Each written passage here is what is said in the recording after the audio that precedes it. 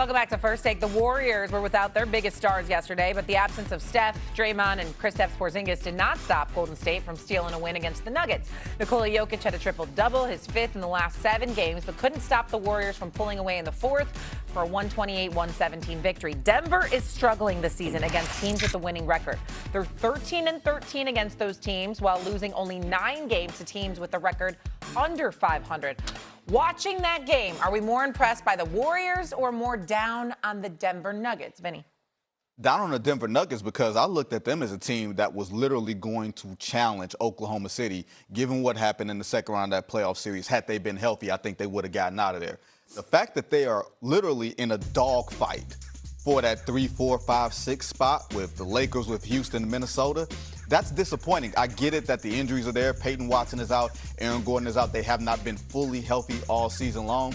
These next 6 weeks are going to be really critical for them. You cannot lose to a team that's missing Steph, Jimmy, Draymond Green. Like you were listening, Brandon Pajemski, good for him, but you can't lose to a team led by those type of players and not Stephen Curry. That can't happen. Mark? Well, it happened. It happened. And this is why I got the Spurs over the Denver Nuggets, because I'm concerned. In order to win a championship, you got to have health. And we look at a guy like Aaron Gordon, who is very important to, Denver and where they're trying to go. He's still dealing with the same hamstring injury that he was dealing with last postseason. Peyton Watson, hamstring injury, a soft tissue injury. You need those two guys because, yes, Jokic is so dominant that they're going to be able to put up points and be great offensively, but you got to be able to defend. And in order to defend, you got to have the right personnel. And 2 of their major pieces in Peyton Watson and Aaron Gordon are not on the floor. So that's why since the All-Star break, you see they lost to the Clippers and then backdoored and lost to Golden State, which they shouldn't have lost their game, but you could put up points on them. This is why I'm not high on the Denver Nuggets right now for us being one of the legit threat or the biggest threat to the Oklahoma City Thunder. I'm impressed by the Warriors only from the standpoint that it gave me a reason to fantasize about what they could be when they're making shots. When you look at Al Horford making his three-pointers, when you look at the fact that Jimmy Butler, Draymond Green, Porzingis, and Steph Curry were all out of this game, well, what about when they're in the game? I'm not expecting them to win or anything like that. I'm just talking about somebody that could surprise somebody in the postseason if they're making shots, because a lot of times we see cats get tight during the postseason, unfortunately. And so we can't rule that out. With Denver, you're talking about their ideal starting 5, Jokic, Murray, Gordon, Cam Johnson, and obviously Christian Braun. They're 8-2 when playing together, but they only played like 159 minutes together this entire season. So obviously we're looking at the Warriors, and Big Perk is right. There's a reason to be concerned about Denver. There's no doubt about that. I'm just looking at veterans that have been out, and if you're surrounding them with cats that make shots, who knows who they could surprise in a particular series come postseason time. We see upsets happen all the time. Nobody. That's what I liked about what I saw yesterday. What were you going to say, Perk? That's just Perk being a curmudgeon. Surprises happen every postseason. Surprises happen every postseason.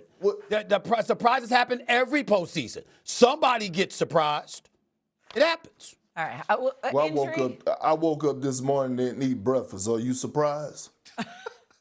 That is a little surprising. Actually, I'm shocked by that. Fun, though. We got a lot going on in the world of sports, and so I want to get to it without further ado. But the intro, he is the hooded Evan Cohen. Hoodie jacket combination today. Leather. Very nice, very nice. Thank you. She is the patriotic Michelle Smallman. That's right. Go Team USA. Yeah, we're all anti-Canada on this show.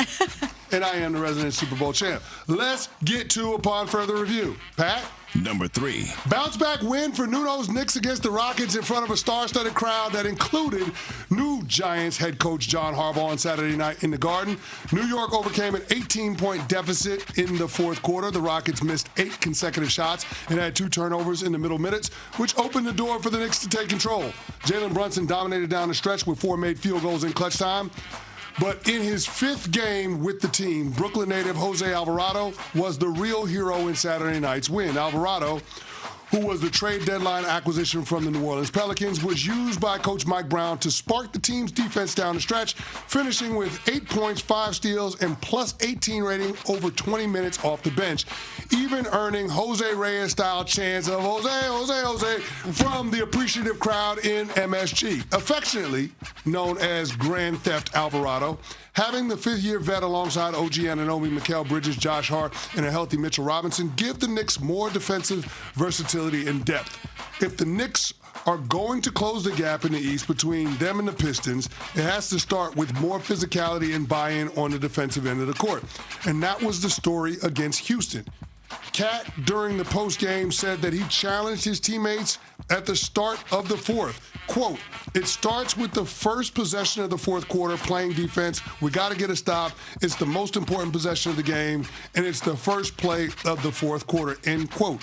Karl Anthony Towns backed that up with holding Şengün to 0 made field goals in the fourth quarter. If the Knicks get that version of Cat in the second half of this season, they'll be in the NBA Finals.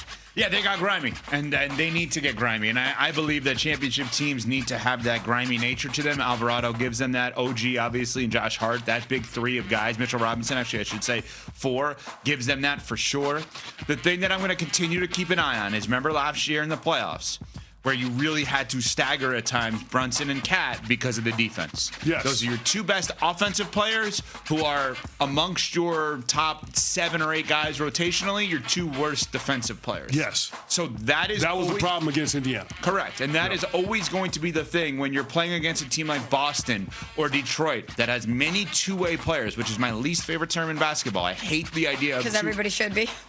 This is not football. Chris Canty did not have to be good at offense. He could literally not be able to catch a football and still play 11 years in the NFL and be a Pro Bowl caliber player, right, for 11 years and win a Super Bowl.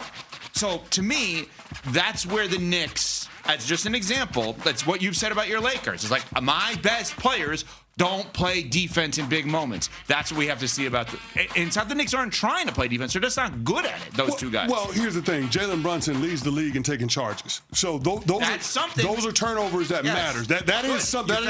That is positioning. Okay, so undersized guard, cool. Yeah, that's what you do. Run over. That is your contribution to our defense. That's fair. Karl Anthony Towns and what we saw from him, if we can get that from him, like if he is that version of himself on the defensive end of the court and he continues to be engaged on offense, and I do think those 2 things work hand in glove, then all of a sudden the Knicks as a team raise their level, and I think that would put them on par with the Detroit Pistons. I think that'd be a hell of an Eastern Conference Finals series. I think as we sit here today, I guess it would be semis based on the current standards, but you know what I mean. Yeah, the top 4 teams in the East, all you could right now, based on sitting here today on February 23rd, you could make up in your mind as to how they get to the finals. That would be Detroit, Boston, the Knicks, and Cleveland. All 4 of those. You can make that up. You cannot make it up after 5, right? Toronto, Philly, Orlando, Miami. You're not making up in your head how they're getting to the finals. No. The top 4, you can reason, here's how we do it. That's where we are now in the Eastern Conference. Next, number 2. NBA tanking debate is reaching a fever pitch, and I gotta chime in, y'all. Of course, the discussion picked up when Utah and Indiana were fined for violating the league's policy on player participation, $500,000 and $100,000 respectively. Now on the last Hoop Collective with Bontemps, McMahon, and Wendy, I'm just gonna put it out there. They said that NBA executives, if they could buy the number 1 overall pick, would spend $100 million because of the talent in the 2026 draft class. Wow. They would spend that amount of money. So $500,000 is not going to really deter them. $500,000 is a rounding error for them. But here's the thing, y'all. In the